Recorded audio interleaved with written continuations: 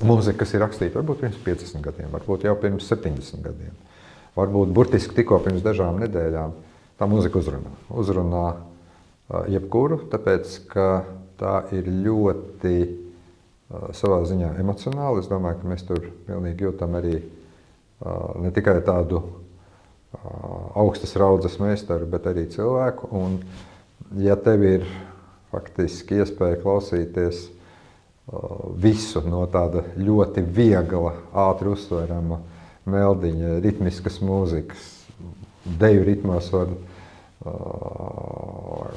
teiksim, šo mūziku izjust, vai arī jau pāriet pie tādas, jau es teiktu, visnotaļ tādas augstas raudzes klasikas. Un es, piemēram, tiešām priecājos gan par to, ko es burtiski tikko varēju baudīt Šekspīra sonetiem, bet arī vīriešu labākajos gados arī ir kaut kas. Un tā ir tā ļoti, ļoti plašā daudzveidība un mūsdienīgums, un es esmu pārliecināts, ka gan tie jaunieši, kuriem tagad jau ir ap 70 gadu, gan tie jaunieši, kuriem tagad ir tikai 7 gadi, viņi visu kaut ko var atrast tajā mūzikā.